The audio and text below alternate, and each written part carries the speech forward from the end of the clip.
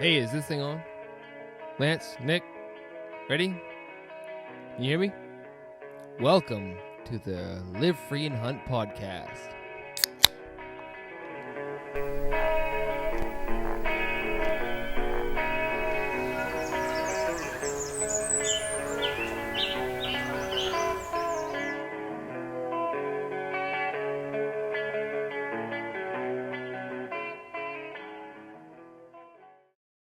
What is up, everyone?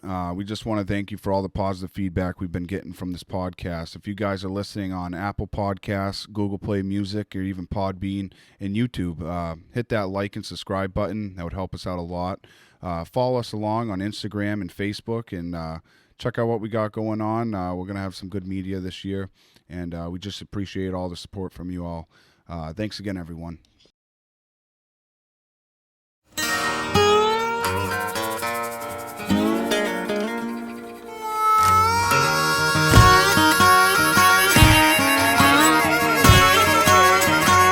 Like a bad deck of cards that loves to lose. You don't listen to me, and I don't want you to, 'cause we sure have fun throwing my money away. You bet high, I bet low. You're all in and I'm all broke. Another paycheck down the drain. All right, I think we're good. We're good. One more time. I'll have to play with it a little bit. All right, so we're recording. We'll edit whatever we have to edit this shit out. It's a long day, all right? Jesus It was a cold Christ. morning. What'd you do this morning, Kevin? I did a little turkey hunting this morning. Did you? I got up there and got out there, and I did about half a day. It was fucking cold. I know that. It was cold. It was cold and it was windy. I headed down to Massachusetts, so Yeah. it was pretty nasty. I had a bird working for a little bit, but he had a hen drag him away, and then the wind kicked up, and I got out of there. Yeah. We did the same thing. We got in there. What's 4:30? Yeah, we hiked a ways in again to that spot where I missed that bird yesterday. You missed a bird? What are you talking about? So what have you shot this year? I've killed 2 toms in New Hampshire and 1 in Massachusetts. Yeah. Dang. Then I had my wife killed 1 in New Hampshire with me. My buddy Alex killed 1 in New Hampshire with me. And then we had a youth kill 1, opening day youth as well. Awesome. You guys are killing it. Yeah, it's been fun. It's been good. Tons of action. What's the I want to hear the story about you and your wife real quick. That's a crazy double, man. That's awesome.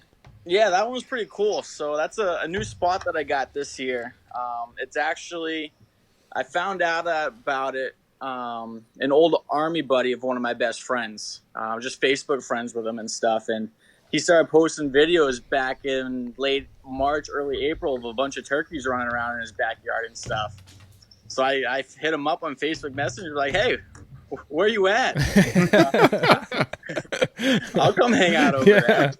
And it worked out to where he's got actually a couple hundred acres of conservation land behind his property as well. Oh, sweet. Yeah. Yeah, so I scouted it once 2.5 weeks before the season. I just kind of went over there and checked it out a little bit, did a big 4-mile loop around the property, and I would stop in the area before work. You know, I'd stop by and listen from the road for gobbles, and I've heard a few down in this area. So I kind of saved it too, because he had video of up to 6 toms in his yard at one point. No Holy shit. smokes. Yeah, so I knew my wife was gonna be coming out this year for the first time this year. So I kind of set know this a spot spot. aside. Yeah, I kind of set that one aside, and I had talked to my buddy about it. I'm like, hey, have you ever seen other people back here? He's like, no, not really. He goes, there's people that park at the end of the road during deer season and stuff, but there was never anybody over here on this end. I'm like, oh, okay. There's no fields or anything you can see from the road. So I'm like, this one has potential to kind of be hidden in here a little bit where other people aren't. So I ended up putting a spy point cell camera on one of the main hiking trails back in that area just to monitor the people pressure. And there was nobody on it except for his neighbor back there cutting firewood. Oh, perfect. Yeah, so Just some normal activity. Yep. So if I felt pretty confident that once I got back there, I could hear birds. Even though I didn't know the property well, I would hear them, and I could make a move on them if they were still there. So the night before she was going to come out, I went over there to try and roost birds, and we got hit with a thunderstorm right at 7 o'clock. Oh, shit. And birds were flying up around 7:30, 7:45, and it was a monsoon when I got over there. It's 10 past 7. Oh, yeah. So I never even got out of the truck because I would have had to hike back down in there. So I didn't have any idea if there was any birds in there. I assumed they'd be in there, but I was kind of going on the plan, hey, we'll get in there and we'll do some listening and we'll go from there. We'll kind of attack it. So I knew where I had heard them in the past. So when we came in, we did a big loop around the back side of them. They were usually in an open oak flat. They did a bunch of tree work down in there. Looks like a year or two ago. Yeah. And you could shoot a rifle 200 yards through the woods in this place. It's so wide open. Yeah, so we did a loop to come in the backside to sit right on the edge of it. And we just found a big tree. I said, hey, let's just sit down here. And, I put a Jake decoy out at 20 yards just in case. Right. The real plan was just to hang out until the birds started gobbling and make a move and attack them. So right at a little after 5, the birds have started gobbling lately around here. 5:05, 5:10, right in that general. Yeah, that's about roughly, yeah. When I've been hearing them around here. So, it was real bright morning that morning. It was just, there was no clouds. The starlight and the moonlight was incredible. You didn't need a flashlight getting through the woods at all. Right, yeah. So I'm like, well, it's starting to get pretty bright already. I'll just hit an owl call real quick to see if I can get something talking early and have time to make a move. So I hit an owl hooter, and this bird gobbled 40 yards off. Oh, shit. Here we go. Shoulder. I'm like, we are so screwed. I mean, we were sitting up against a big oak tree. You thought you were busted? There's no cover in there. Yeah. I mean, it's a big tree, but we're just leaning up against this thing, and there's no front cover, no back cover besides this tree. And I'm like, we are so screwed right now. I'm like, that bird is so close. It was still dark enough where you couldn't see him. So I was sitting on the left-hand side of the tree. My wife is in the center of the tree, and this bird was off to her right-hand side. I'm like, I can't see anything over there. So I just told him, like, hey, start scanning the tops of these couple pine trees in this area. He's not far. Just scan the tops of these pine trees, So she kept her eye on it, looking. And about 10 minutes later, he started gobbling on his own as it started getting a little bit lighter. And every time he gobbled, she could see his head kind of stick out from behind another tree. So there was one tree in between us and him that was hiding us from each other. Right. And he was 40 yards in this tree. shit. And every time he gobbled, she would see his neck stick out and just hammer. You must have been hearing the ground shake, feeling the ground shake. Yeah, he was right on top of us. That's crazy. So I'm like, just don't move, just stay calm. Yeah. And I just had her, work the red dot with her left hand, try and do it slowly just to get everything turned on. Because when this bird pitched down, he was going to be right in front of us. So I just kind of told her, hey, like, as a right-handed shooter, this bird's off to your right. Like, you can't get to him very well, but when he pitches off that branch, that's your time to move. Like, as he's coming down, you need to get your body turned and get into a shooting position. Because were you tree calling it that close, or you just let him do his thing? I did a couple small putts to try and clucks, or just to try and get his attention on that Jake decoy. Yeah. To try and draw him a little bit further to the left, but I wasn't doing much with him that close. Right. Yeah. I figured he would have picked us off, no problem, nice and quick, but he probably gobbled for 30 minutes on a limb, letting it get light. And he did right that. When he pitched down right in front of us at 50 yards. Oh, and my wife did great. She got her whole body turned and everything. She got up in a good shooting position, and she got right on him. But she wasn't really supported. She didn't have an elbow on a knee or anything, so she was freehanding the hold. And he just sat there at 50 yards and gobbled and strutted. I would have been a mess. He would go 3 feet left, 3 feet right, and just strut and gobble. And eventually he worked his way about 5 yards closer. So he's about like 45 yards-ish. Yeah. And I got her set up with a 20 gauge, and that's like the very max range for the setup that I got for that gun. Yeah. And eventually I could kind of see the barrel starting to wobble a little bit, getting a little bit heavier in the hands, being unsupported. And I got him to stick his head up at one point, and I had her take the shot, and she actually, that one's an airmail. Never even touched the bird. Oh no. Yeah, so he took off putting, ran 60, 70 yards with the alarm putt, and then he stopped and gobbled again. He had no idea what happened, no idea we were there, just heard the noise. And no shit. He gobbled See Lance's hope. No, that bird flew off. Mine did. Ain't no hope with that one. That bird's long gone. You just flopping man. that one, huh? No, yeah. But this bird went 70 yards, gobbled again, and then there was a field off to our right at 100 yards. He got into that field, gobbled again, and I told my wife, "Hey, we're gonna get up on this little flat where he just was, and then we'll see if we can get him back into that little flat area because that's where he wanted to be." And as we got up to make that move, I heard him gobble back at a tree line behind us. We ixnayed that plan and made a little bit move closer to him. And then as we were making that move, I heard him gobble even further back in the woods. And he was a ways back there quick. Like he was at a steady walk. Yeah, he was covering ground quick. And from my scout 2.5 weeks prior, I had found a big green field a half a mile on the other side of the property. And that green field was posted, but he was on a beeline straight for that green field. And I was like, I know right where he's going. I mean, he's going to that green field, and that's where he's going to go set up shop. Yeah. So I turned to her, I said, "Hey, we're going to go run this bird down, and we're going to kill him." And she just kind of looked at me like all confused, like, "You're joking, right?" I'm like, "No, we're going to run him down, and we're going to kill him." I'm like, "Let's go." We got ground to cover. And there's a couple swamps and lowlands, more deer habitat than turkey habitat. It gets dark and it gets wet. Yeah. So we work our way around all that, get to a power line, make a call on the power line just in case he paused there, didn't hear anything. And we cross the power line, go another couple hundred yards. And we're about 200 yards from that green field. And then all of a sudden she looks up at me. She goes, "Hey, did you hear that?" I'm like, "No, I didn't hear a thing." She goes, "I swear that was a gobble." I'm like, "All right." So we just kind of stand there. I'm like, "Let's just stand here for a minute, see if we can hear what it is, if it's off in the distance." And we stood there for about a minute, and all of a sudden that bird hammered. I'm like, he's right in the middle of that green field. He went exactly to where I said he was going to be. Yeah. So we got out to about 100 yards from that green field, and we were in a dark pine hemlock forest. And there was no clouds that day, and he was square up on a knob in that green field, and the sun was lighting him up like a neon sign. Oh, yeah. Beautiful. The sun hitting him like in the face. His face was pure white, and it's just everything was glowing off him. And he was 75, 100 yards back in the dark, and he couldn't see us anywhere. I'm like, this is awesome. Like, it was just beautiful the way he was out there. So he dropped off the backside of a little knob so we couldn't see him. He was on the backside of the field. And we just pushed up to about 60 yards from the field because there's posted signs around the field. I'm like, all right, we're 40 yards from the posted line.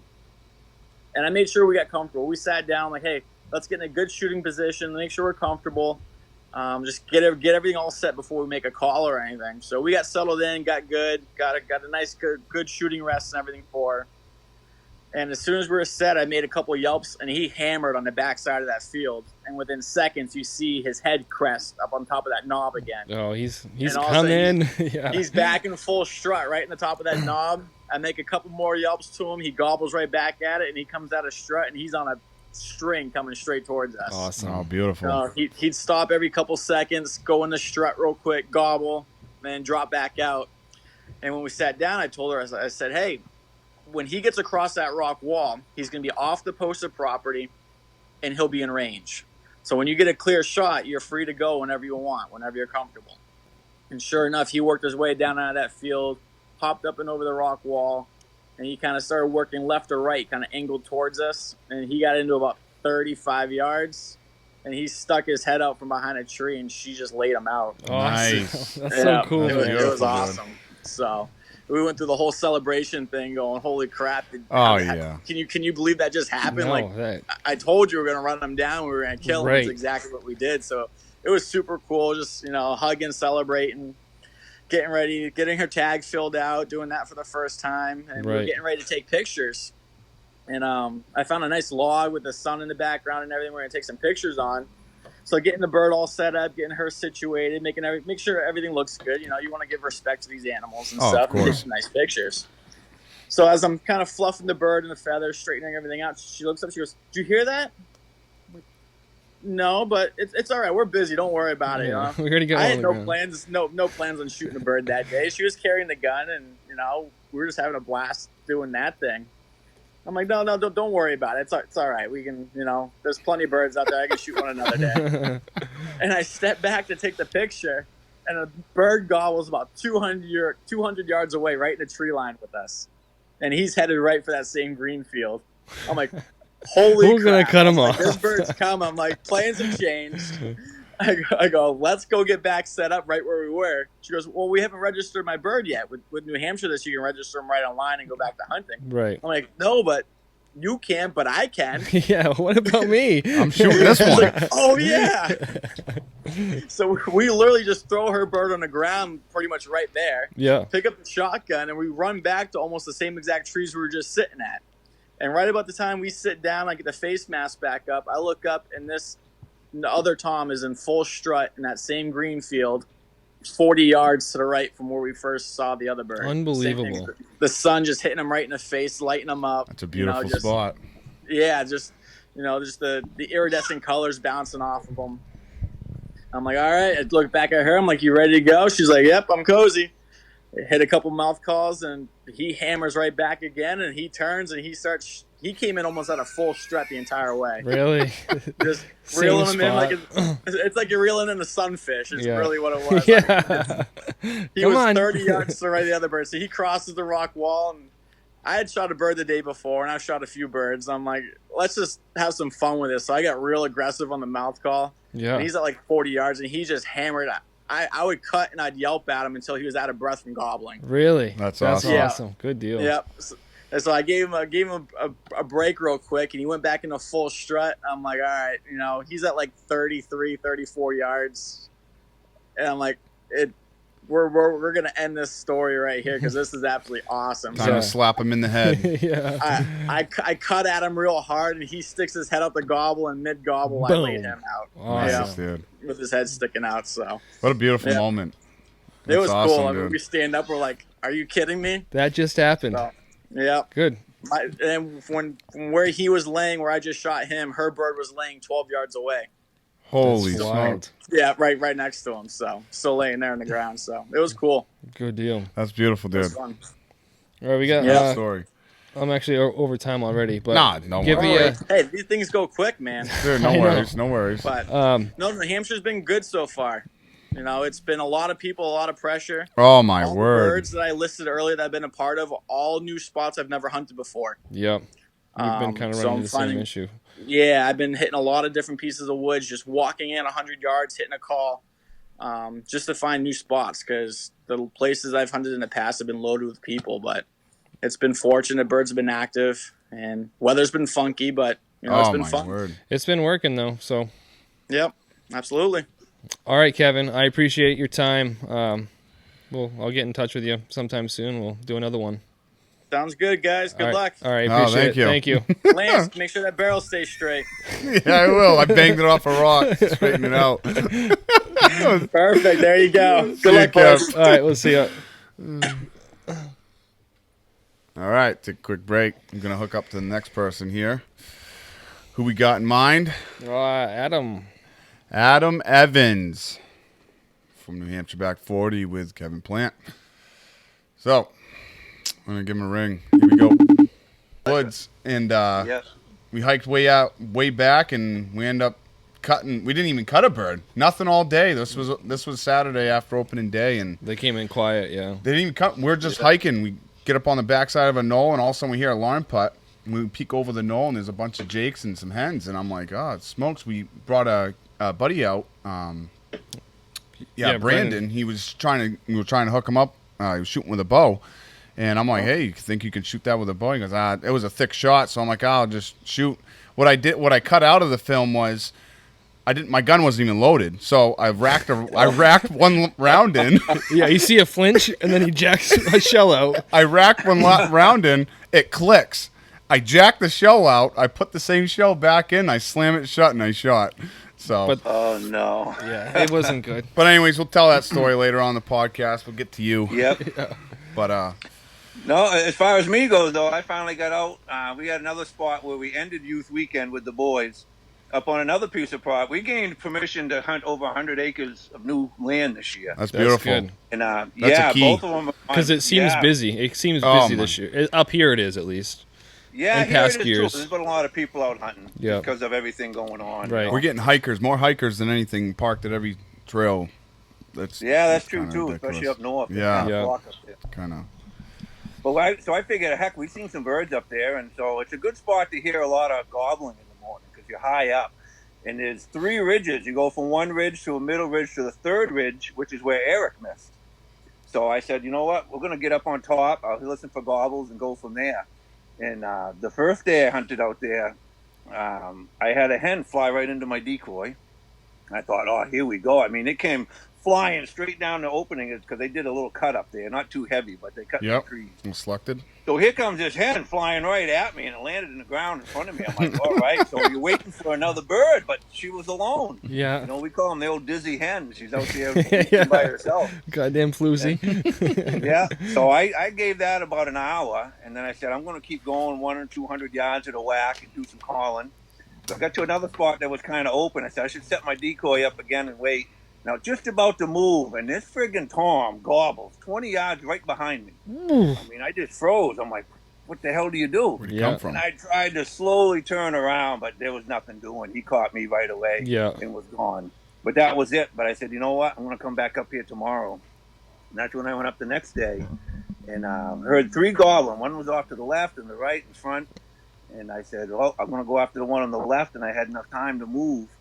So I figured I'd go down that side of the ridge and come up the other side and try to close that distance. And I ran into another guy hunting. And he whistles. Yeah, it's dark. You know, I got just enough light. I only got enough light because I'm up high and I'm in hardwood. Correct, right.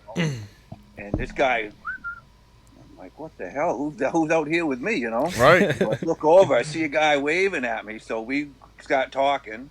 He recognizes me as the hillbilly weatherman. Of course. Hillbilly, Who what are you doesn't? doing out here? What are you doing? Yeah. I said, oh, shit, I'm hunting off of Tom's land, you know. He says, I'm out here with my boy. He's off to the side. I said, you're doing what I'm doing, huh? Trying to close the distance on that gobbler. He goes, yeah. I said, you guys go after him, man. Good luck. I said, I heard some others on the other side. I'll just head back up and take off. So we wish each other good luck. And I went, and I got up to the top, and I started thinking about which one to go after next. And these guys are hitting the call hard. That bird is hammering every single time. So I'm just sitting there waiting to hear the gun go off, and it never did. And after a while, I said, well, hell with it. I'm going to go after the one that was on my right. And so I had to head down the next ridge. Now, I already climbed up a ridge, down the other side, halfway up the third one, back down, up to the top. Now I'm heading down the other, and these ridges are steep. 4 miles I later. get over to the other side, and there's another hunter. Waves at me. When I get over, Son I of just a see one little slope. I'm like, what are you kidding me? I go out of the woods to get away from these people. Now I've bumped into 3 people already. So I looked at him, you know, gave him a little salute and a thumbs up and pointed. I said, I'll just head over there. So now I start heading back up the ridge. I got to walk down the end. I'm like, well, there's 2 for 2 that I'm out. And that third bird gobbled again. I'm like, well, he's quite a ways away. He's the third ridge over. I said, hell with it. Let's go. So I down the next ridge and up the draw, and I'm walking it. But that bird kept gobbling just enough that I could tell where he was. Yeah. That's good. So up there, I'm finding out you're going to get past those birds, further up the ridge, and get above them and behind them. And then we've been able to call them in. Yeah. So that's what I just kept on going and going and going. And finally I said, I think I'm far enough. So then I go straight up this cliff. I mean, billy goat climbing, you know, you're climbing to the top. I had to stop a couple times just to catch my breath. Oh, who doesn't? But then, yeah, I finally get up to the top, and I look around, and it's real open up there. So I said, don't play around. Just get your decoy out, find a spot to sit down and call. And he gobbled right away. And before I knew it, the second time he gobbled, you knew right away he was getting closer. Yeah. So I like, just sit here and wait, and I'm scanning hard because I can see 100 yards. Yeah. And I'm just watching, and finally, here comes the fan. And he finally made his way into me, and I shot him and laid him right out, probably, I don't know, 30, 35 yards, like that. So I'm like, hell, this worked. You know, I couldn't believe it. I thought my morning was gone to pot, and I was going to go shed hunting or something. But, so now the bird's dead in the ground. I'm like, oh, and Kevin Plantman's saying, you know, they've been trying to shoot a turkey up there for the last few years, and they've never pulled one off of those ridges yet. Yeah. So I'm like, oh, I broke the curse. You know, I can't wait to send him a picture. Yeah. Yeah. So I go over to the bird and I take a picture and send him, hey, we broke the Bunker Hill curse, you know. And just like that, another one gobbles. I'm like, that was close. He kept gobbling. I'm like, he's coming. So I run back. I grab the bird. I'm taking measurements. I'm getting everything. I'm trying to check it in online. Yeah. As fast as I can. And then I see the fan. I'm like, oh, no. Here he comes. and I had my regular hunting and fishing license combo in my pocket, along with my turkey that I saw separate. So I can't figure out which hunting license number to put on the website. And I'm fumbling. I'm all thumbs. I'm in there trying to get Shaking. it down. And meanwhile, I wasn't even calling. This bird was looking for a hen. Before I know it, that thing's at like 40 yards. Oh. And I just said, to hell with it. I just put everything down on the ground, and I just stood there and watched. That Tom walked by me at about 20 yards, gobbling the whole way. Every time he gobbled, I got goosebumps. Yeah. Oh, holy smokes. He passes me on the ridge, and he's probably wondering, where the hell did everybody go? Yeah. And then he kind of disappears over my right shoulder. And I thought, oh, man, that was pretty cool, you know? Yeah. So I waited a while, and I said, well, maybe I'll just try to finish this up, and I'll try to play him again and get him back. So I got the phone back out, and I got my license out. And it's a good thing I didn't put the first number in, because that would have been the wrong one. So I start filling it out, and all of a sudden, boom! I hear a gun ring off behind me.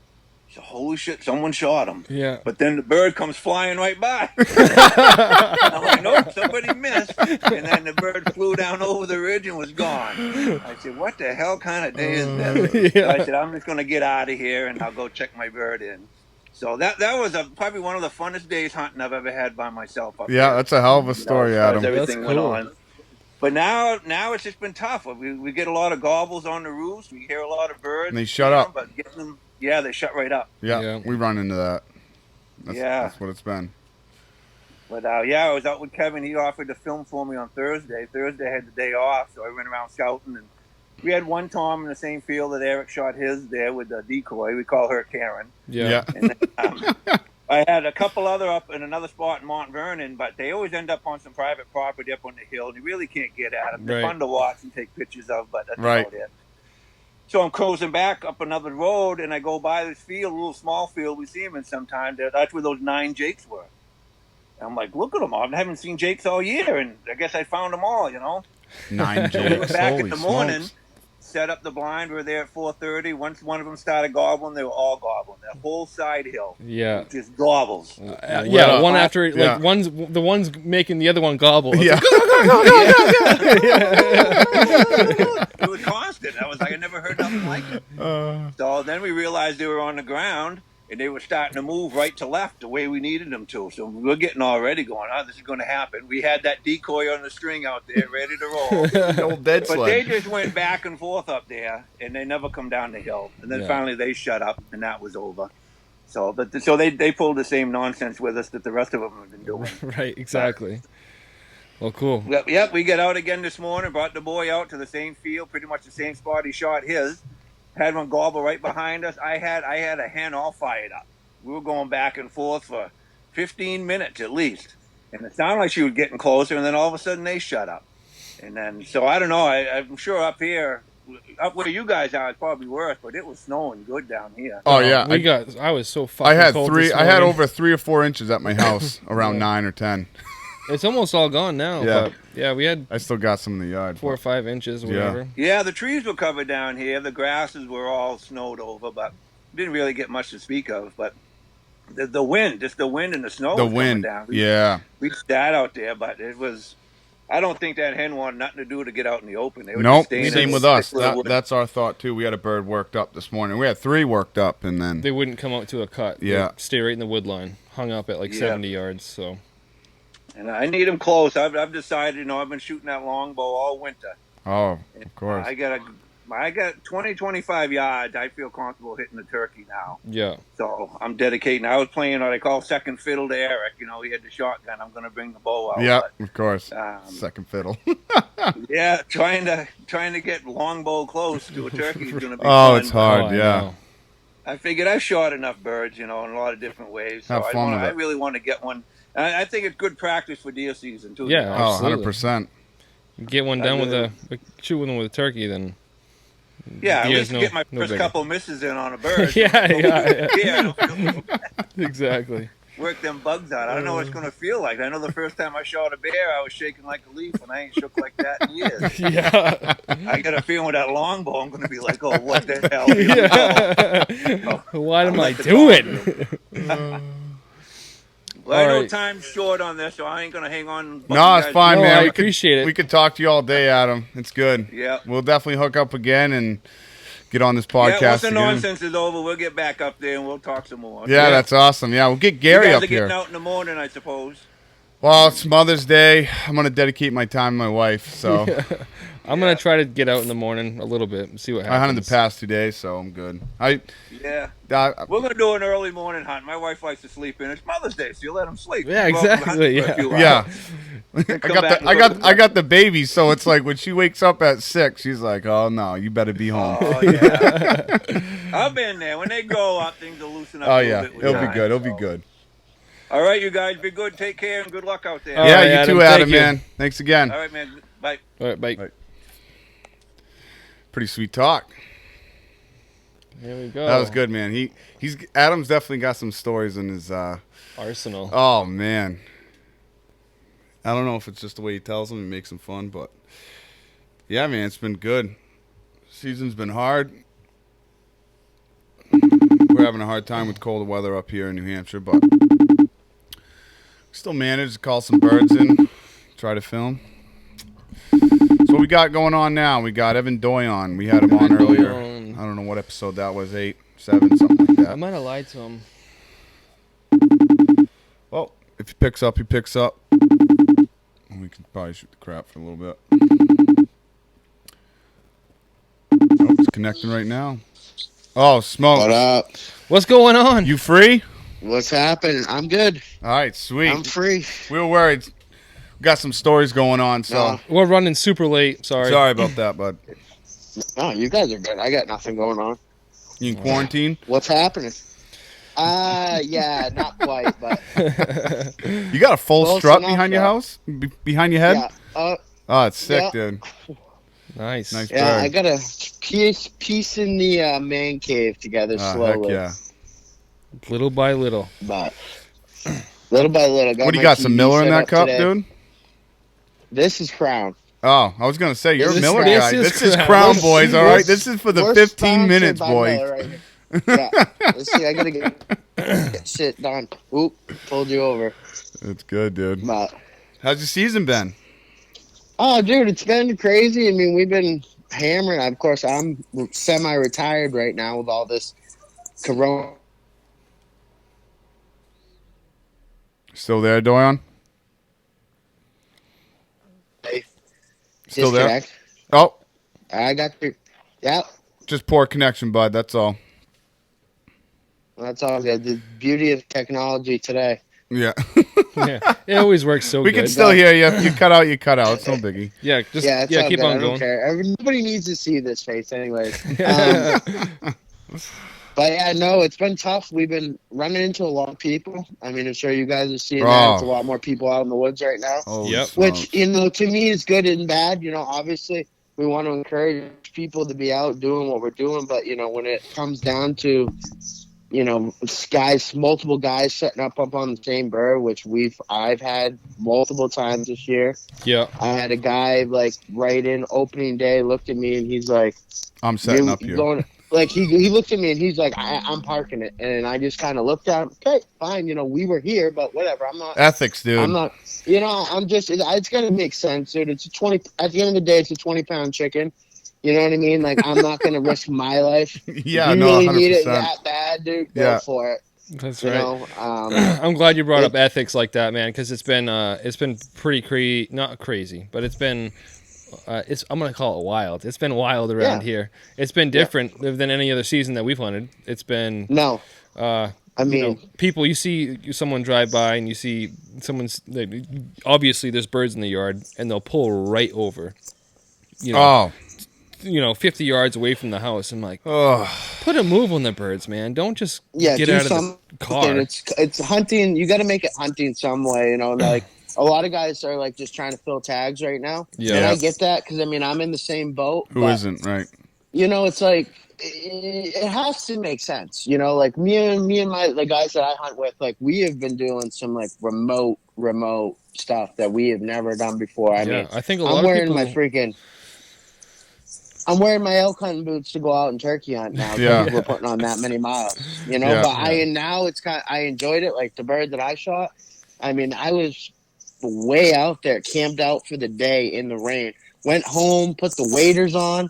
You know, it was ridiculous. I've never shot a turkey in waders, but I'm like, I'm not getting soaked. Yeah, you texted No, me that. 100%. I was like, Yeah. that's fucking awesome. Yeah, it was crazy. It just, wild freak. 7 o'clock, I'm like, all right, I got to get everything going.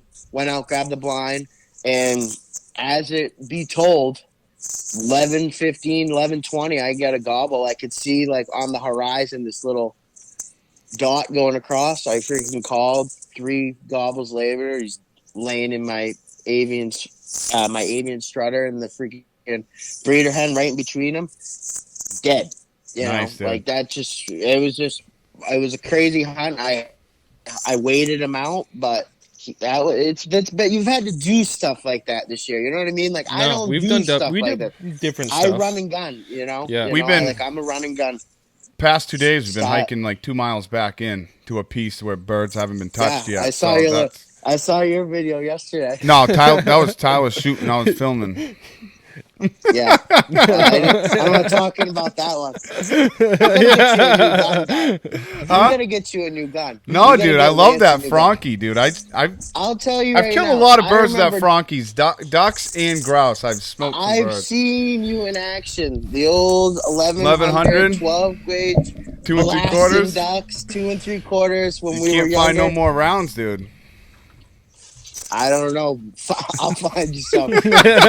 I'll load my own. I'll donate some I've been for you. blowing the extractor. I replaced an extractor on that bolt about 4 times already. I don't know what it is. It doesn't like high brass. I think I'm gonna have to rebuild the bolt. But it just blows the extractor every time I put a high brass heavy load in it, like a turkey load. Like I Yes, literally you don't shot like a tom 3 years ago with that gun. And yeah. I only had 1 shot, and it broke my extractor. I couldn't inject my last round. Whoops. So Yeah, Yeah. time to retire the old girl. that's what I did. So I swapped to the 20. Yep. That's all I've been running. I mean, I'll be honest with you. It's fun, I'm kind of getting used to it because, like, it's like carrying a Red Rider around. you dude. know? That's what it's like. Super I light. love my Browning. It's a great gun. You know, I got the Maxes. That's what That's what Yeah, I I have. think that it's tie rolls. That's Yeah. what I got. It's a great gun. Don't get me wrong, but it's 20-inch barrel. There's a lot It's of gun there. long. This thing It's is like just, Elmer Fudd walking through the woods. yeah. It's like this thing's the same size as my carbine, so it's like, Right. how can you go wrong? But we're going back at it today. We hunted in the snow, so that was kind of Yeah, we interesting. too. Never done that before. Yeah, same Wild, here, dude. Wild season. Crazy. Birds were vocal.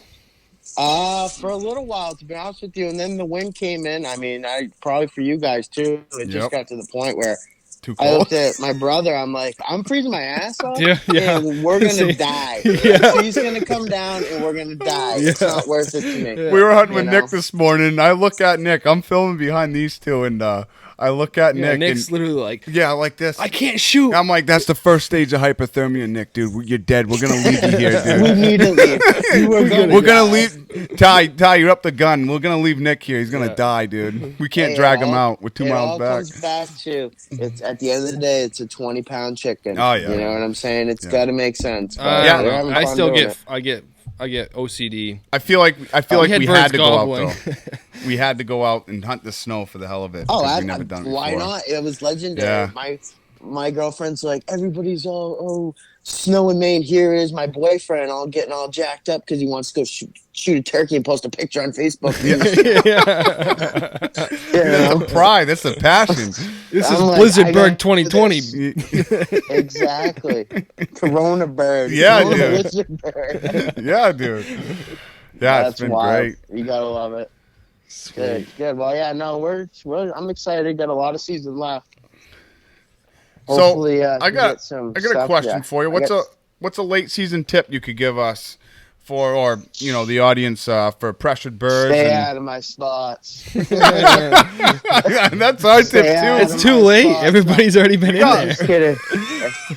Jeez. I've met so many people. They're like, "Hey, I know you." I'm like, "Yeah, I don't know who you are, but whatever." But you're in my spot. Yeah. But, exactly. But I would say right now, it's different. It's the most different year that what we've ever had. I've never hunted snow like this. Like, you're gonna see a lot of those clutches that were laid we're gonna end up Oh, they're gonna losing a losing lot of them. I told them especially in the today that northern so that's zone, gonna be you know? shitty. Yep. So those birds are going to go into that cycle again. So we're basically going to have them just kind of spark up in the middle of nowhere. And what I would say is stay on those birds because you're going to see one day it's going to be like a switch goes on. It's going to be like another rut's going to happen, I think. At least in the northern areas where I know we're all kind of like in the general same area, but definitely. like southern zones, where I live, like there's not a lot of, we didn't get any snow, barely any snow. They might, they probably could have laid on them today to keep them, but a lot of clutches were lost today. So my advice to everybody would be keep checking your birds that you've been hunting, keep staying on them, keep roosting them, keep locating them. He might not cooperate one day, but you could go out there on a Wednesday, Tuesday, whatever day it is, and he's going to hammer and he's going to come into that call and he's going to die at 20 yards. That's how that's going to work. I think that Tom's... Stay at it. Oh, sorry to cut you off, Adam. No, you're good. No, you're good. Evan, sorry. Yeah, so... I think the Toms, too, are getting frustrated with some of the hens that they're with because they're not putting out either. So, like that bird I missed Friday, we had 4 or 5 hens chase that bird up that ridge, and that bird was 300-400 yards off. Yeah, and the hens were following that Tom up that ridge, yelping at him like, "Hey, we're right here, buddy. Come back." Yeah. Yeah, no. I've seen a lot of that. I've seen a lot of lone hens. I mean, I've had a lot of hens that I've called in coming back from the bird, like, you know what I mean? Like, I've seen a lot of, like, this bird that I was hunting this week, he had 6 hens with him, and through the day he kept losing hens, and I ended up calling in the hens that he was basically done with. Right. And they would mess around with me, and I kind of kept up with him through the day, and he got more vocal as he got less hens, and he's just trying, and he's getting frustrated. Yeah, that's what some of these hens aren't putting out, and they just move on. And he's been hung up. Honestly, it's been almost 3-4 days that bird's been hung up with those hens just because they're not putting out at all. So he's getting a little frustrated with them. But hopefully he gets a little bit frustrated and a little bit curious and wants to come down 100%. and check us out. And dies at 20 yards like we hope, but we'll see. Are you hunting with that 410 at all? What's your main situation look like? Oh, it's just a joke. Because Steve on here, I text him about Maine, and we've both been saying the same thing. Like, the amount of guys, dude, is just unbelievable. Really? Don't give away any spots. Horrifying. Southern Maine, or more central Maine, or I'm more like central. Okay. And I travel a little bit. Yep. No, that's fine. But even like the local spots that I have right around here, because I'm right on the border. So I mean, not to give that away, but it does give it away. But even that is just crazy. Like, I lost a really good private spot that I had. Long story, but so I've had to move on from that. And then I'm kind of doing what everybody else is doing. And then I seem like I'll go there at night and roost birds and be the only one. And then come morning, it's like 3 trucks here, one here. I'm like, where the hell were you guys coming from? You guys didn't roost this bird last night, so everybody's just taking a guess at it and setting up. Like, that's great, but I know where he is, and I need all of you to go home so you don't screw me out of my house. Yeah. Dude, you know what? Some guy was pissed. Some guy got into it with me opening day because I was parked right where he wanted to be, and the bird was there. And he said, I roosted that bird last night. I go, I did too. I was like, it's all about who's here first, dude. I never saw your truck. Like, if you were here, I wouldn't have parked here last night to roost it. He must have been off, heard the bird, and he wanted to drop the gloves, and I'm just like, I am not doing this for a turkey right now. Ethics, bro. Really? It's just kind of bullcrap. Yeah, I'll see you guys later. Good luck. Have fun. I can hunt. You know what I mean? I have the time. I have the availability. It's just finding the spots right now for me. I'm trying to get this New Hampshire tag filled so I can go turkey tour on these sons of bitches, and I'll camp out for 3-4 days, whatever I have to do. Right. My girlfriend's not gonna like it, but I got to do what I got to do. Yeah, you got to fill those tags up. We're running into hikers over here. It's just like everyone's coming up. There's more people in the woods. Youth weekend, I saw a vehicle at every damn snowmobile trail, any trail. Or trailhead. Anything. Access. Yes, anything that's available access right off the side of the highway. Yeah, hey, let's hike it, dude. I looked on it on the map. If it was a select cut off the side of 153 or wherever, it was everybody's like, dude. walking the dogs 8 out in trucks some here, yeah. slut cut. I'm like, Yeah. what the hell is going on?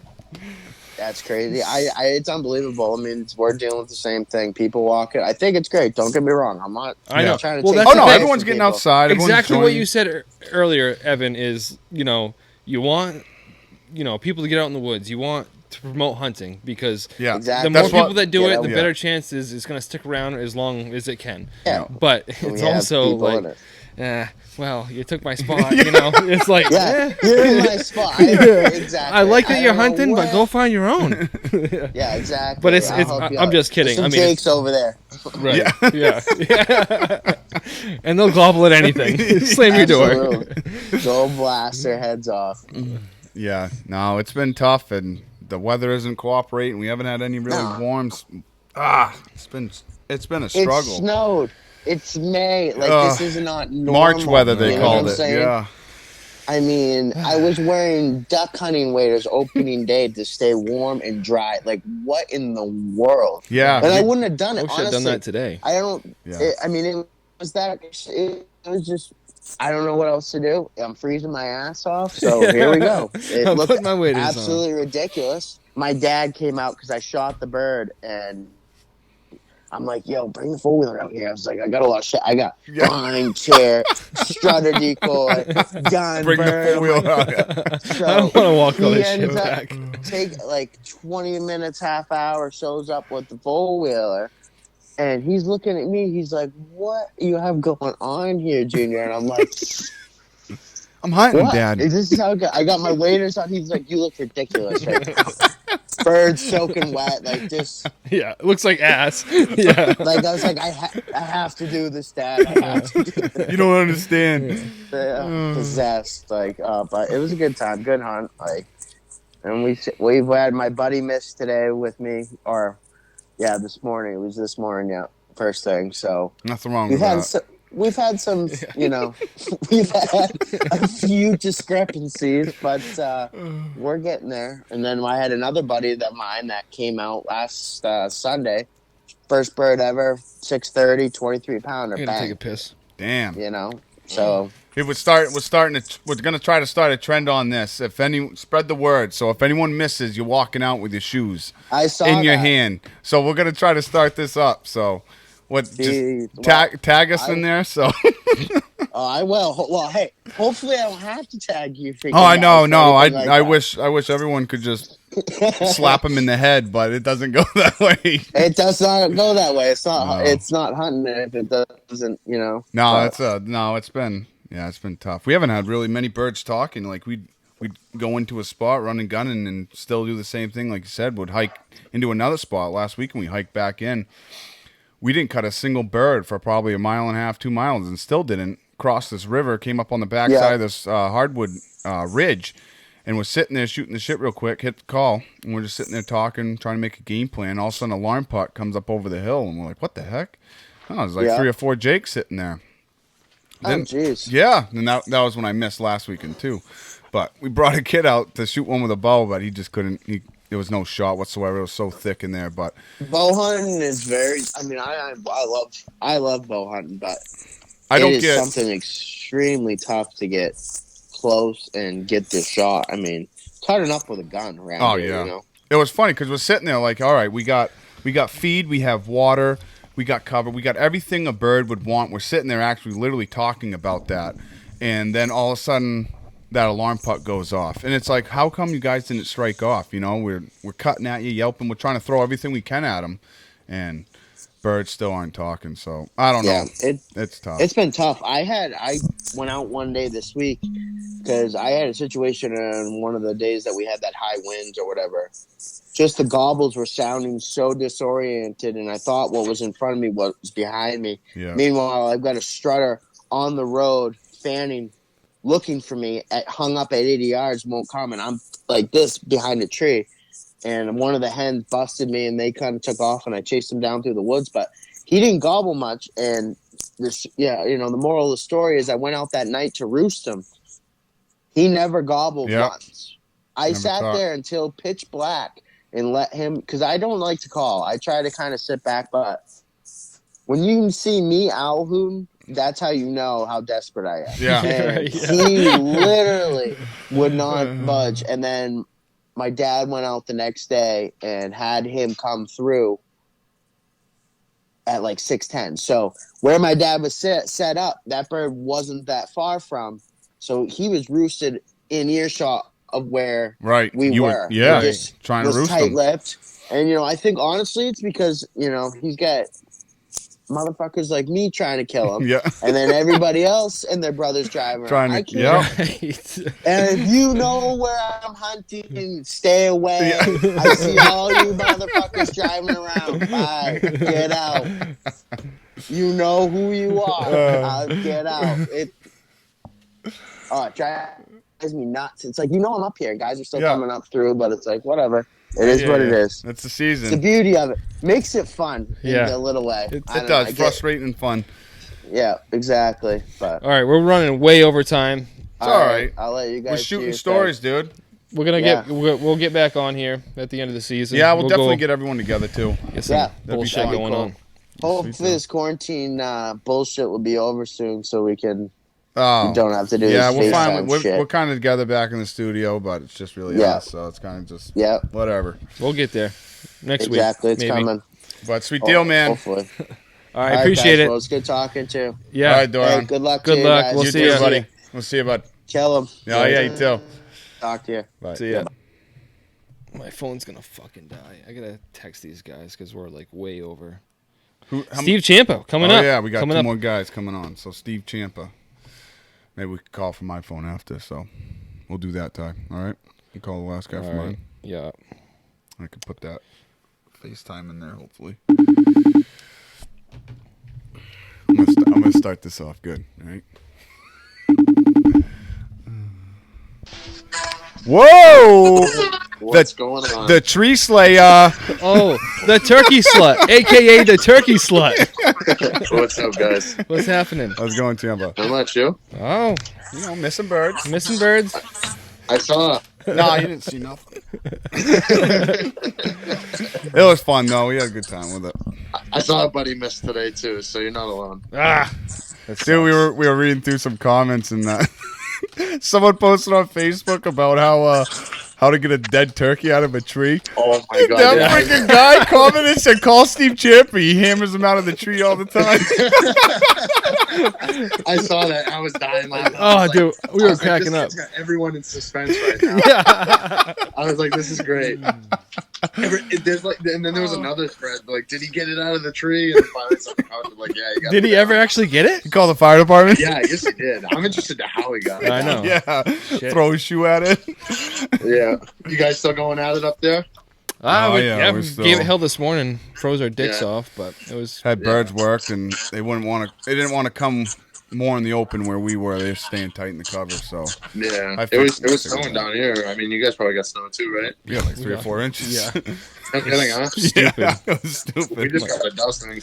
I'm like, what are we doing out here? Tyler's wearing sneakers. We hiked 2 miles in. Tyler's in sneakers. Like, oh, I brought my sneakers today. Sweet, dude.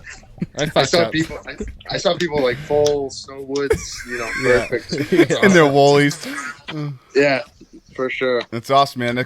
So tell us how your year's going. We know you. We know you've been slaughtering out there. Pretty Like the good. butcher shop, dude. Massachusetts was quick. 2-day season. I got one opening day. It was a miserable day. It was cold, Oh, rainy. yeah. It was freezing. I didn't hunt the way I normally do. Usually I run and gun, but I was like, this is way too cold. I was Yeah. like, I'm gonna sit in the line today. Yep. Be comfy. Hell yeah. So I got one opening day mask. Got one the second day mask. Got a nice bird. I went out with a friend from northern New Hampshire. I invited him down, and he got 2 jigs right off the bat in the morning, and I actually found a nice shed. As we were Oh, yeah, I going saw to that, get in front of those birds, and then we hunted a couple more spots, and then we went to final spot. We worked the bird for an hour and 15 minutes before I finally killed him. He was like, we were just outside his strut zone. He was stuck down in this bowl, and he's probably 100 yards away. I whistled to my buddy who shot those 2 birds earlier in the day. I'm like, do you have a call on you? He's like, nope. I threw my box call at him. I'm like, go for a walk. So he starts walking away from me, and you can finally hear the bird coming closer and closer and closer. And he was like on these rolling knobs, and I couldn't really get a good shot at him. And finally, there was one opening. I'm like, he gets that opening, I'm shooting. I thought it was like 45, 50 yards. I'm pacing off 56 yards. No shit. Wow. Yeah, and I hit him good too. So it was pretty impressive. And then New Hampshire opening day was brutal. I mean, you guys saw it. It was pouring. Oh. It was tough. And We did the same thing. I got- We ended up in a blind that day because I'm like, there's no fucking way. Yeah. I ended up running and gunning. I was like, you know what? I sat opening day in a blind in Mass. I'm not doing it in New Hampshire. And Yeah. I finally went to actually where my friend got his bird today. I went there opening day, and I got out of my truck and I called, and a bird hammered right at the bottom of the hill, like 80 yards away. I closed my door on my truck and I ran on top of the sand pile, and I'm like trying to find a tree to get against, and I see this Tommy's walking right up the road. There's like it's like a gravel pit, and this bird comes walking up the roadway, and I'm like, I'm gonna shoot him when he gets out. You know, it's not even a class 6 road. It's literally like someone's like little backyard gravel pit. Yeah. Yeah, where? What's the address? Yeah. I'm like, I'm gonna shoot him when he gets, you know, to the other side of this mountain. All of a sudden I turn around, he's maybe 10 feet behind me. I shot him. I was like, I hit him with a slug. No. Yeah, and the same thing went today with my friend. We get there, we close the truck door, call, bird hammers like 60 yards away. He grabs his gun and he runs for the top of this hill, same like 10 feet from where I shot. And he shot one pretty much right where I shot. Same I was like, scenario? That's crazy. That happened. No shit. That's cool. And, last year I got That was bird, Lucas, man. right? Yeah, it was Yeah, Lucas. Yeah. So he missed one this morning. The birds were quiet, but like when you got right on top of them and you got them to strike, Yeah. they roared, and we got some birds to fire up probably at like a little over 100 yards, and then I called probably 15 seconds later, and they were at like 50 yards, and I can see, you know, Lucas like really trying to look down his barrel, and all of a sudden I hear click.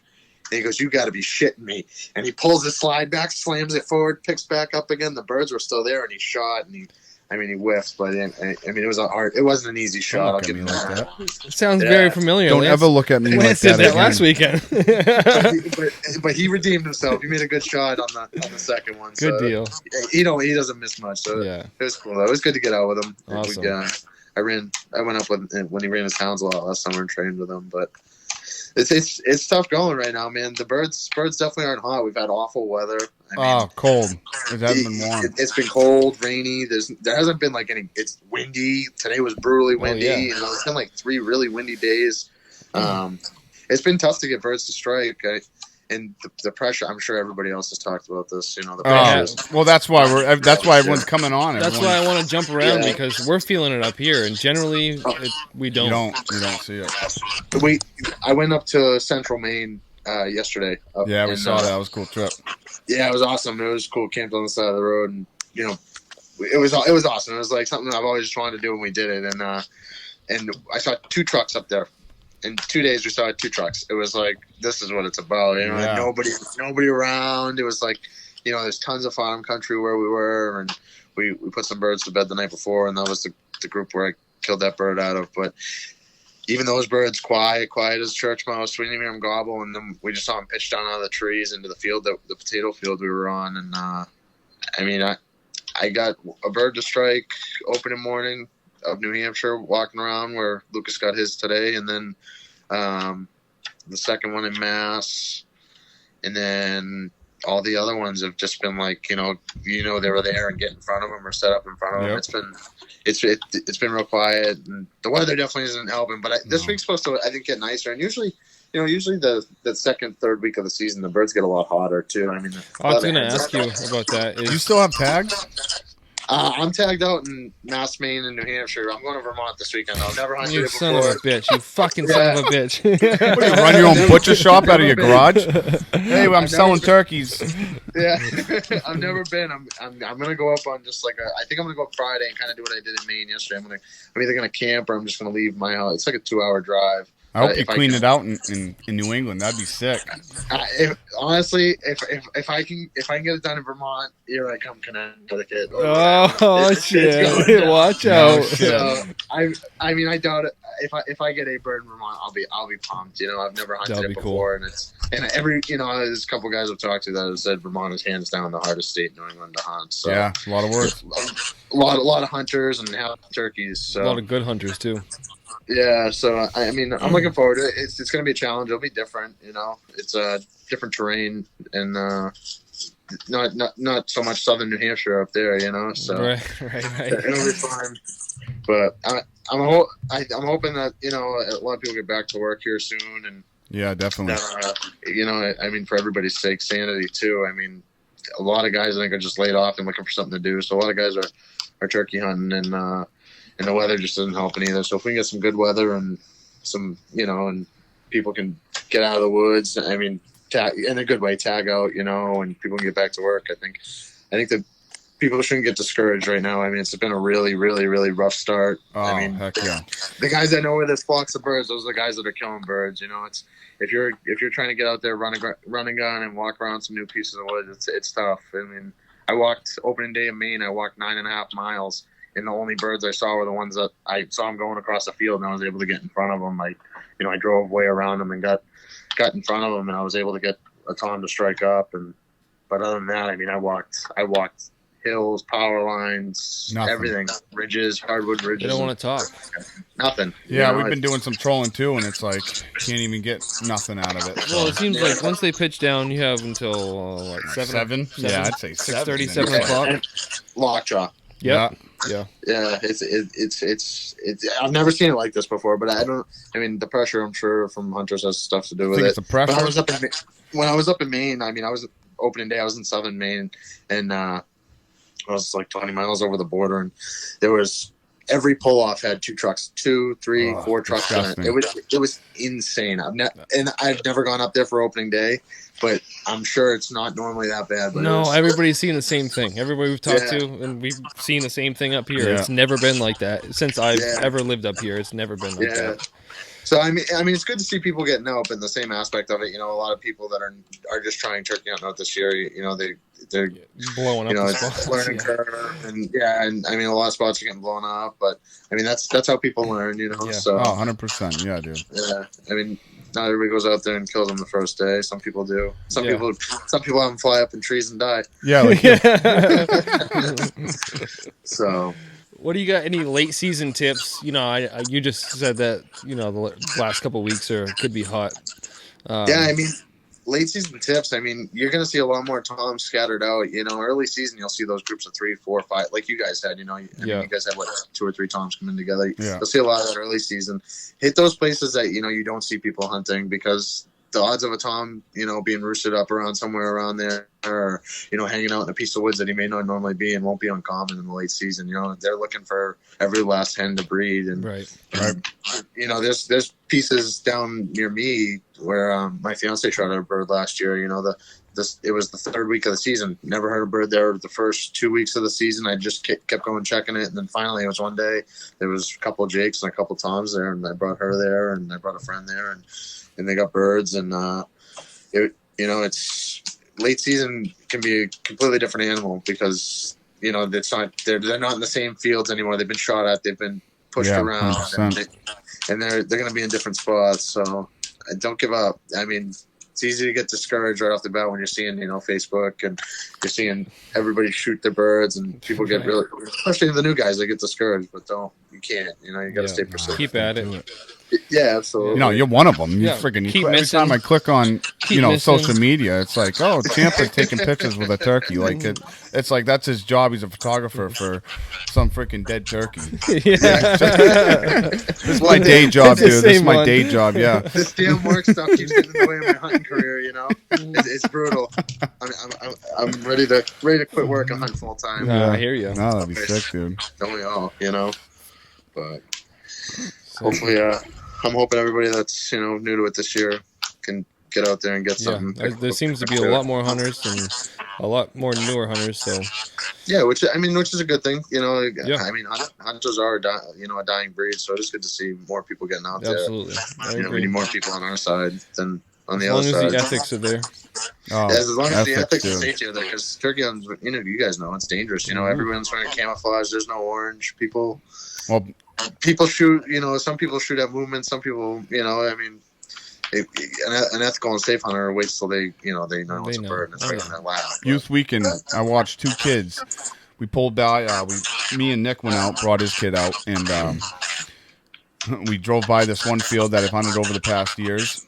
Yeah. And there was 2 birds in there strutting, so pretty much right off the road. So we were going to hike in the backside because they were heading down the bottom of the field. There was a little hike to the bottom of that field anyway, so we were going to head in there, set up. And as we turned around just to double check it, a car pulled right over. 2 kids. This was youth weekend. 2 kids, both either 16 years old, just was able to drive, jump out and start bum rushing this field. Start shooting. And just start shooting. And I'm like, No holy way. shit. Yeah, Yeah. like, that's how shit gets posted. Imagine if we were parked down at the end and we were on that field edge or something like that. Something stupid. You guys would have got peppered. Yeah, it's either getting peppered or not even us. It's just other people, Yeah, like- that's scary. Yeah, and the kids, they didn't even pull off the road. They pretty much put the car in park right in the Jumped out of the car. Yeah, and they started hightailing it in the field. I'm like, That's what is unreal. this? But that's what gets shit posted. So Yeah. Yeah, exactly. That too. That's what gets shit posted, and that's what gives hunters a bad rap too. Yeah. That's why people. This one. They never remember the good times where somebody went and knocked on their door and asked for permission. They always remember that one time somebody fucks up. yeah, And that's the impression they get. right, So, exactly. but youth season was awesome this year. You guys got one bird youth weekend, right? No, we came close. We had both two close calls. Saturday, Yeah. bird came in behind us, and we were out in the middle of the open, got caught with our pants down, and then I think from now on we need to run a blind for youth weekend. It's just it's so much easier to conceal movement and everything for the kids. it works so much better. Yeah, I'm I got something to show you guys real quick. oh, your 100 spurs you got on the board. No. No, this is the proud big brother moment. My brother, I brought him out. How old's your brother? It was his first year out turkey hunting. I kind of suckered him into 2% going, on and he was that like, phone. "Yeah, I'll Okay. go." And Champa, I got 2%, so if I cut you off, I'm not being a dick. all right, yeah, no sweat. So hurry up. All right, No, I'm just kidding. so this is a 10-inch beard, right? This is my Yeah, brother's first turkey he ever got. dude. This is a 12-inch beard. He Holy shit! got. First turkey, 10-inch beard. Second beard, 12-inch. That's I was awesome. Dude, that's a dude. hammer beard. I was like, you're an animal. I was like, I've never even shot one that big. Yeah, that is crazy. Yeah, I saw it when the bird fell over. Like, you see like Yeah. 5-6 inches sticking off their chest, and when I saw like 10 inches sticking Yeah, off like, the chest, wait a second. oh, I'm like, that thing's huge. Yeah. And I gotta show you this too. It kind of makes the story a little cooler too. We walk up to the thing, and the thing, its leg was locked. Its leg was locked like that. No If you look, shit. It was Oh, shut. it's broken. Yeah, it was broken. I mean, wicked nice hooks. They're like 1.1/8 hooks. No shit. But the thing was broken and locked. You cannot bend this foot at all. He was walking on a nub. No way. Holy Yeah, shit. he was walking on That a is nub. wild. Yeah, and 2 wicked nice spurs. Good deal. Killer, And dude. a 12-inch beard. I was like, wow. I was like, you are so lucky, kid. That is awesome, man. Dude, that is All right, awesome. I gotta let you go because my phone's gonna die and I still gotta call Carter. All right. All right. Awesome, guys. I Take care. appreciate your Good luck time, the rest man. of the I season. appreciate it so much. Thank you. Yeah, no problem. Take care, boys. All right, good luck. See you, bud. See ya. Bye.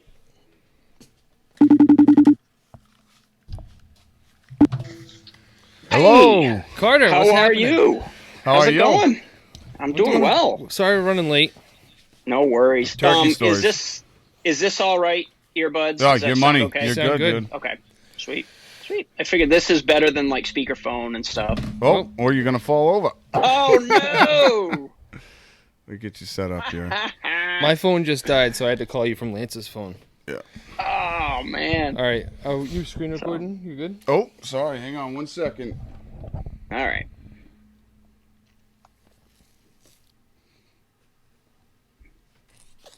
All right, we're good to go. All right. All right, we'll edit all this stuff out anyway. So, yeah, no, everybody had their turkey stories, dude. so They go on. That's great, I love though. them. Can't It's great. stop it. It's great. Am I the last one in the line? You are. So you have. You got an hour. You're good to go. Yeah. However long. I did. I know Kevin has kids, so. Right. Yeah. That was I tried good. to put him in first. So. Yep. Yeah. So how's your turkey season going? Going well. I was able to connect on my grudge bird on the first day. The grudge bird. He's the bird that caused me a lot of heartache last year. Yeah. And so I was very pleased to be able to have him come in all that rain and crap we had the first day. Right. Oh, it's tough. So Friday being such a miserable day. So, but no, it was a good hunt. He only gobbled once off.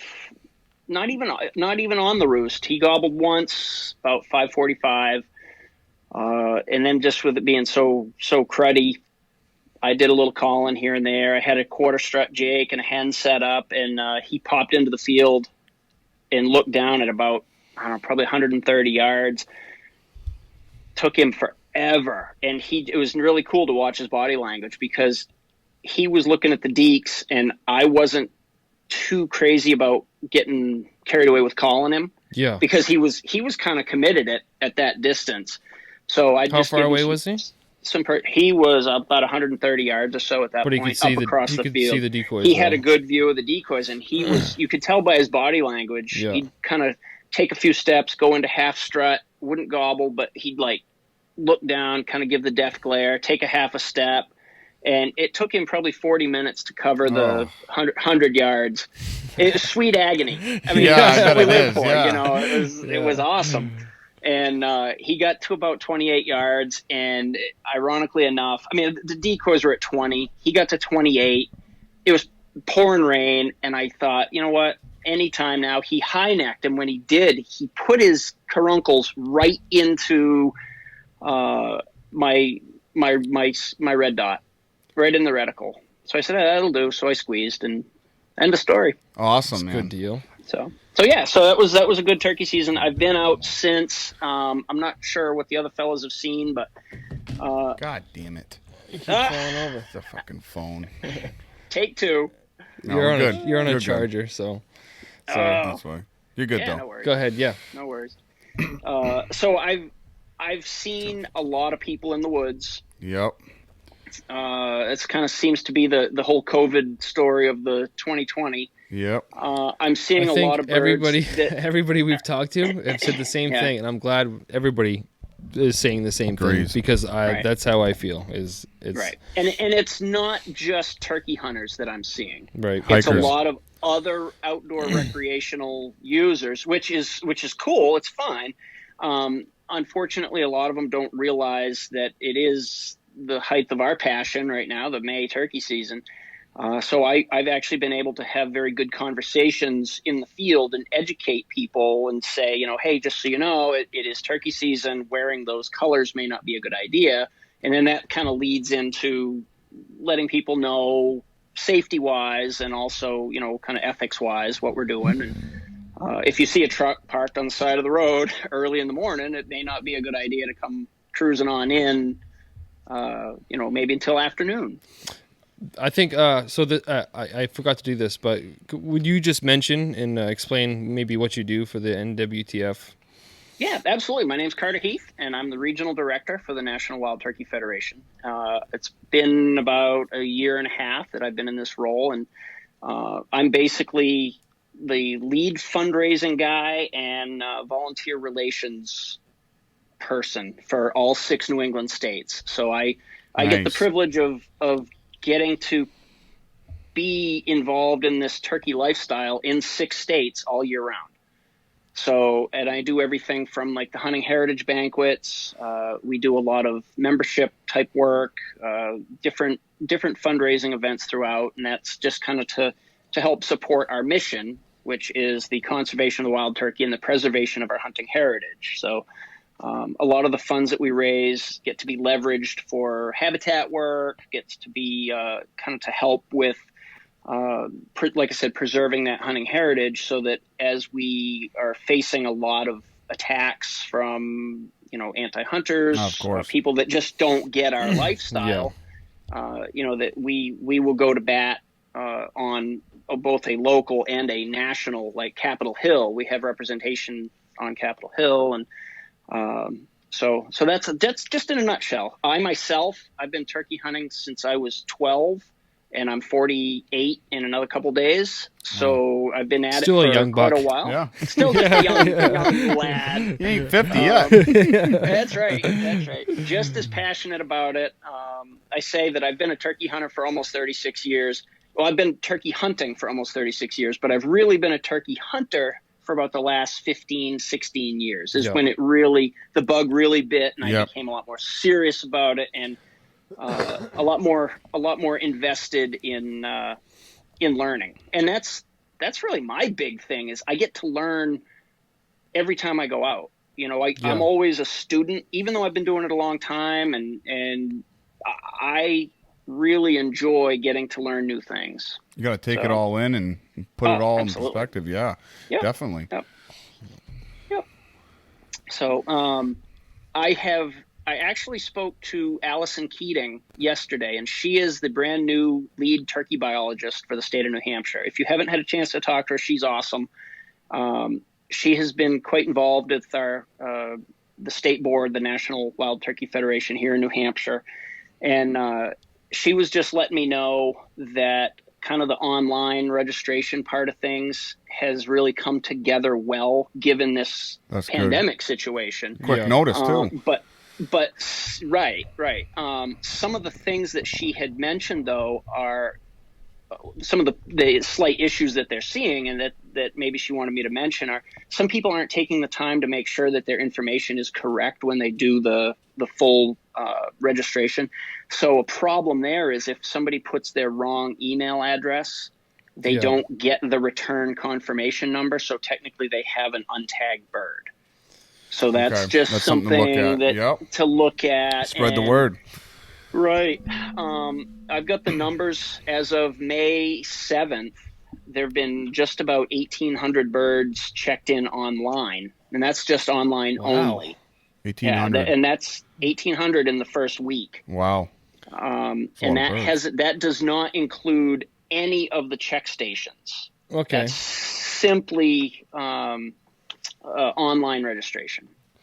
What's the percentage up by just with? I know it doesn't include the check-in stations, but yeah, I think it would be hard to kind of extrapolate that. All right. I just figured I'd ask.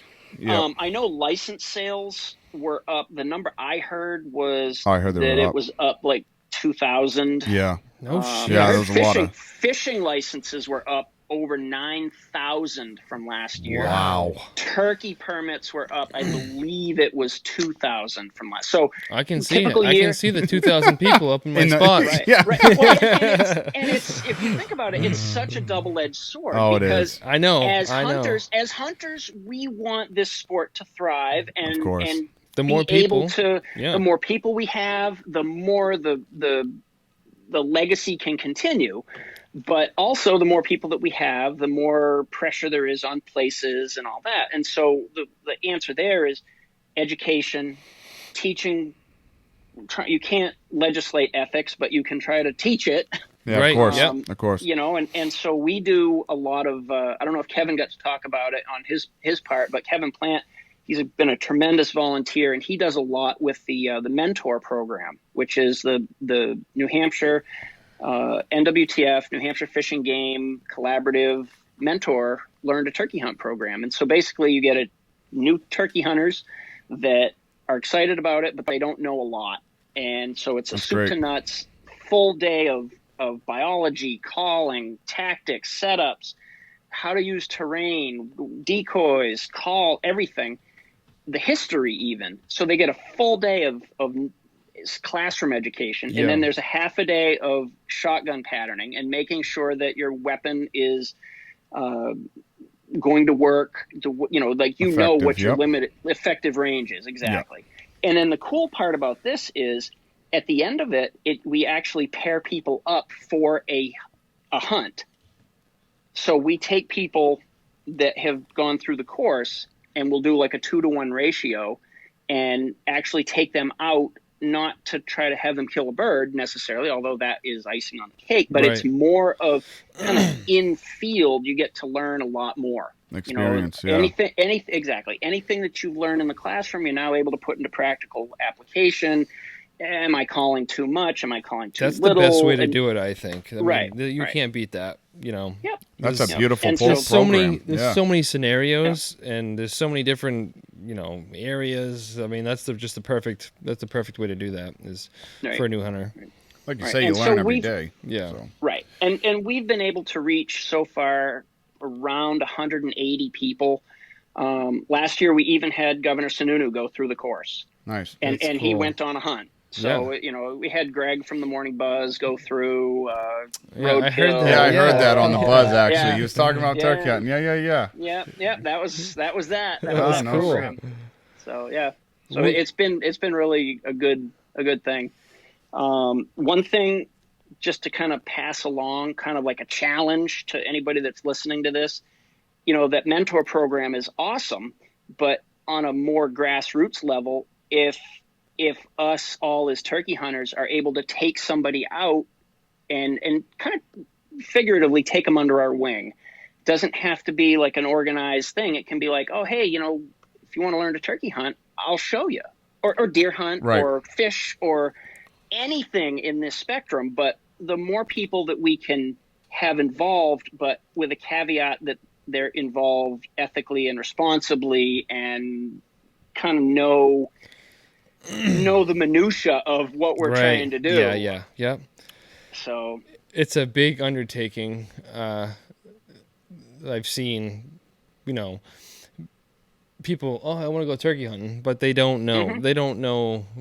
You can't just show up at 7:00 and go turkey hunting and go sit in Right. the woods. There's a lot. I mean, there's a lot to it. So exactly what you Nope, said. exactly. Yeah. No, that's a wonderful program you guys throw on there, and definitely at the end of this, we'll love to get your information and probably some of your stuff, just some contact info where people can find this stuff.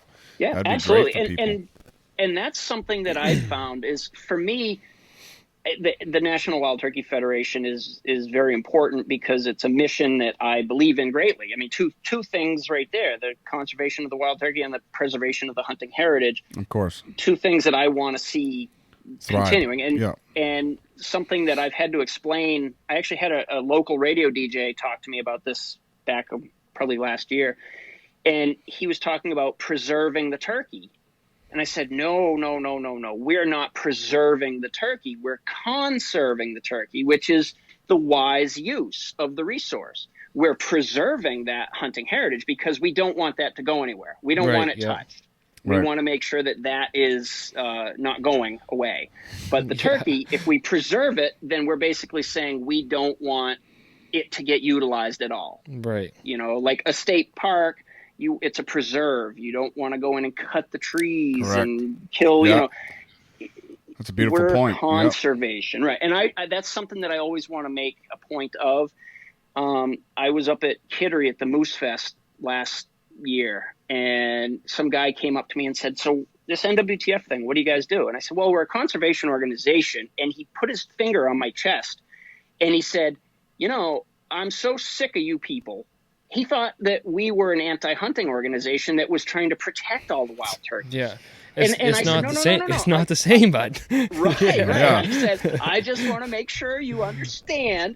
I said, what's your definition of conservation? And he said, well, I don't know. Yeah. And I said, it's utilizing a resource wisely. Yeah. Timber, if you went and cut down every single tree in the woods, you're not using the resource wisely. Correct. But if you go in and do a carefully calculated cut and you do everything the way it's going to yield the best results for both the ground and the timber harvest, that's great use of the resource. Yeah, new trees are going to grow. So, and just like turkeys, when we did the two-bird situation last year, there was a lot of people were saying, yeah, that's great. And a lot of people that were saying, I'm not sure how that's going to work. Yeah. For this year, I don't think that the two-bird situation was fully intended for a year for a turkey season where basically every day is a weekend day, pressure Right. wise. Yeah, 100%. Yeah. So I didn't like even think of that. Yeah, dude. right.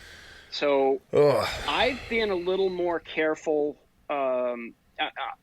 I'm still out for a second bird, but I've passed on birds that, were not Younger right birds. where I needed. Yeah. I had one the other day.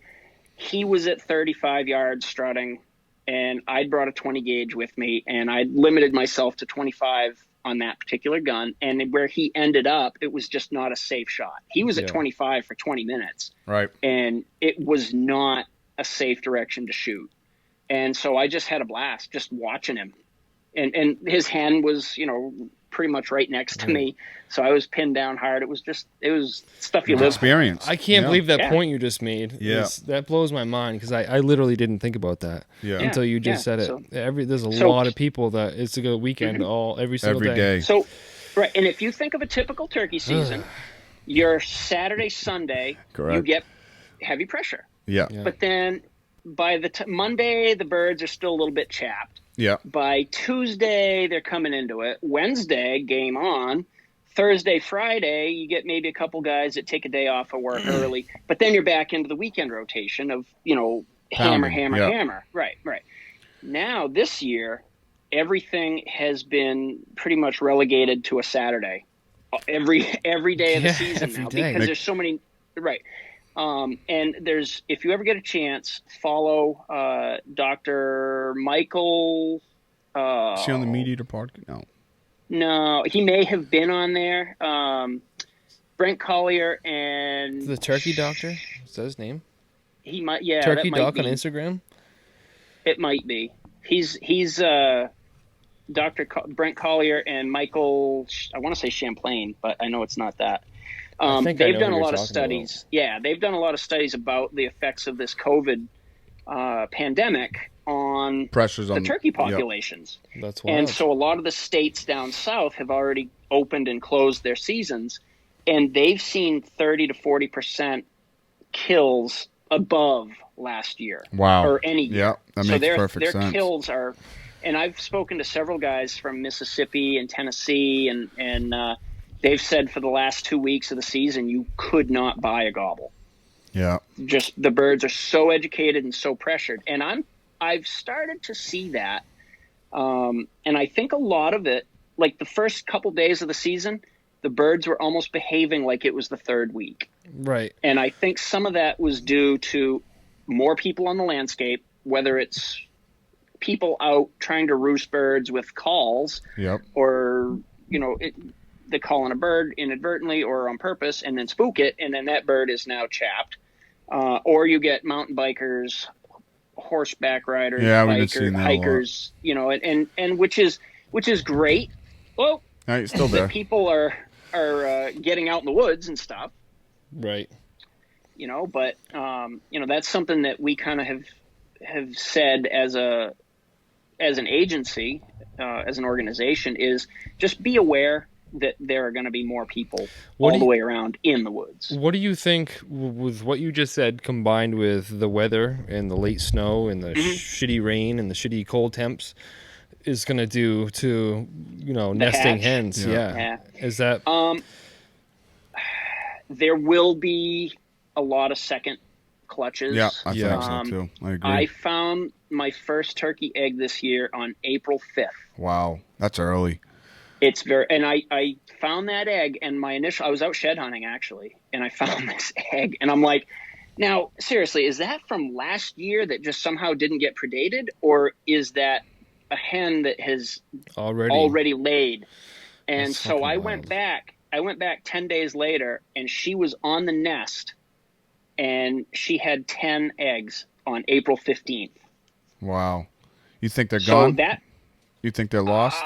I don't know. My hope is that she laid, because once they finish their lay, then once they lay the last of the clutch, then they're gonna stay. Yeah, they're gonna They're gonna stay. sit They're gonna- for the 28. Yep. Yeah. Yep, of course. And so I'm hopeful that she was on that. I didn't hang out. I Right. buggered back out of there so I wouldn't mess her up.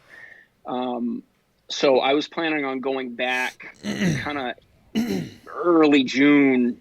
Just by that point, hopefully she's either abandoned the nest because we had some serious cold, and I don't know if her eggs turned to slushies or what. But I found another hen that was laying early this week, Tuesday maybe, and she never moved.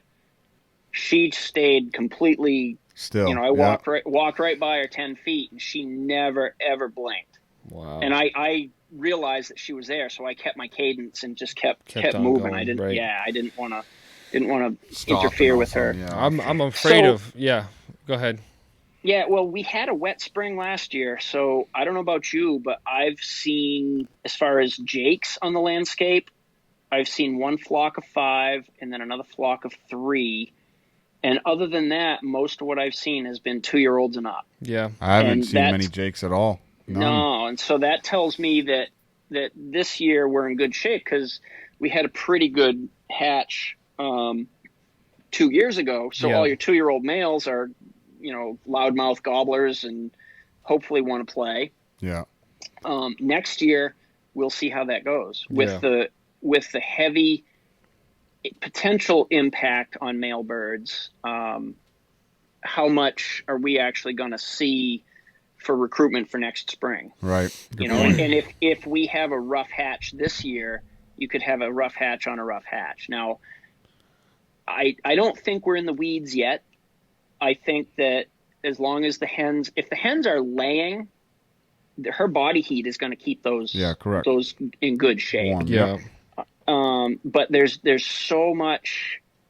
I don't know if there's an article that I read that went through the entire process of what it takes to make a 2-year-old gobbler.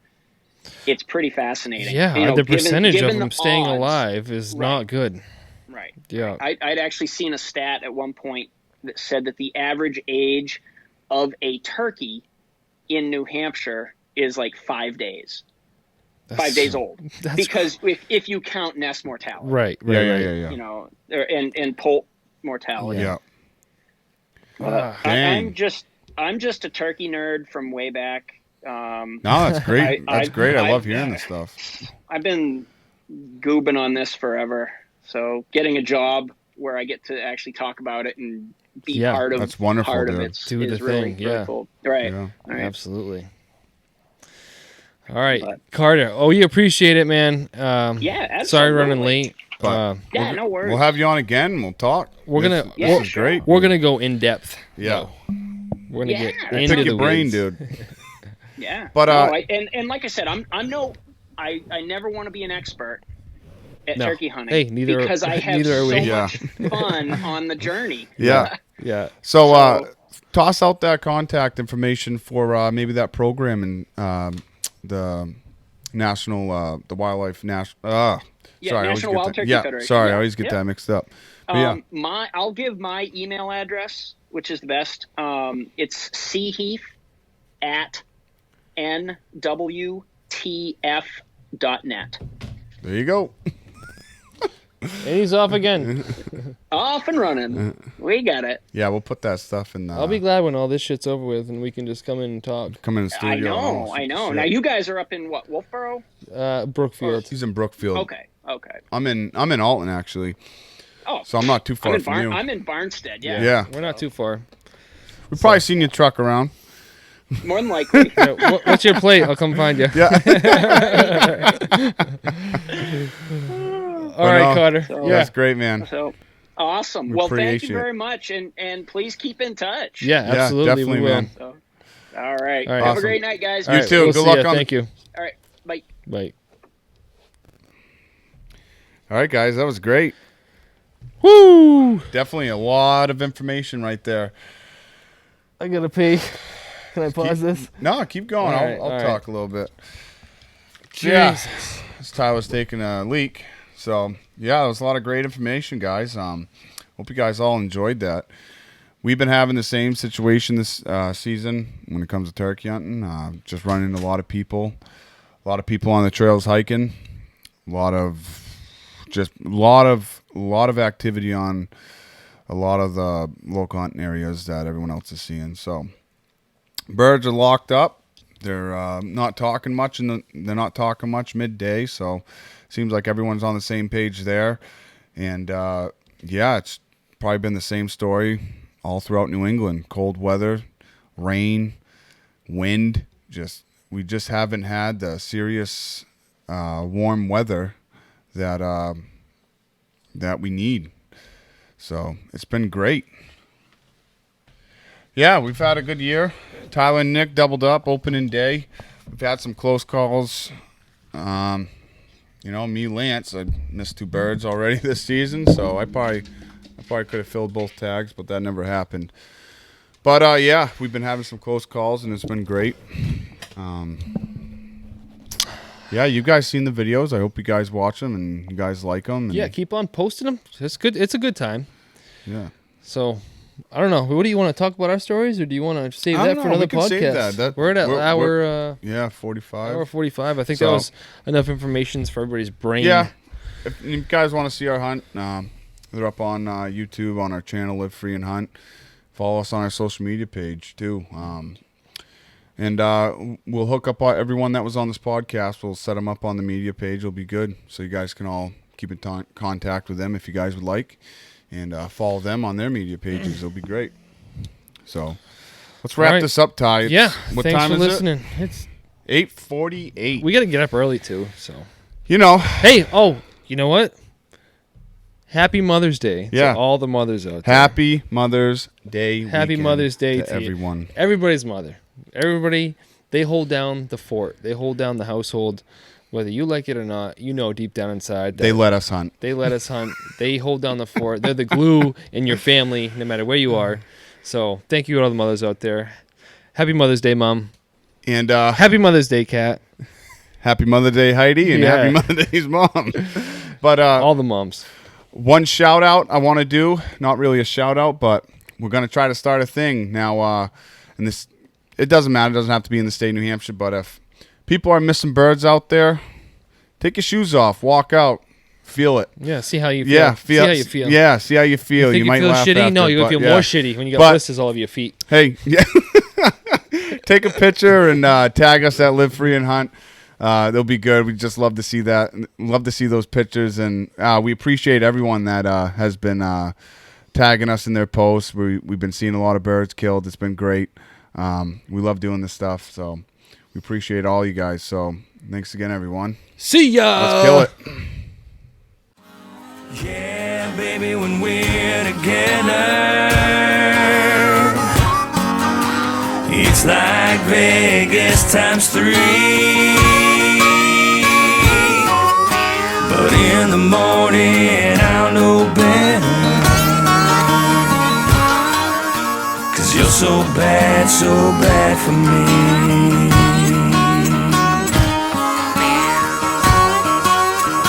Just like a sip of wine leaves me to drink. You're my gateway drug. I'm starting to think it's gonna take much more than just 12 steps. So call Betty Ford, call Dr. Drew, save me a bed, 'cause in a month or two I wanna quit you, girl, just not yet. Yeah, baby, when we're together, you're the only drug I need. But in the morning, I'll know better, 'cause you're so bad for me. Barreling down the road past these city lights, you got your hands on the wheel, a look in your eye. I ask myself, is it time to slow down? But the night's still young, we're full of gas, credit cards in my pocket with some limit left, and we got friends in the next town. Yeah, baby, when we're together, it's like Vegas times 3. But in the morning, I'll know better, bad, so bad for me. Yeah, oh baby, when we're together, it's like Vegas times 3. But in the morning I'll know better, 'cause you're so bad for me. Oh, 'cause you're so bad for me. 'Cause you're so bad for me. So bad for me.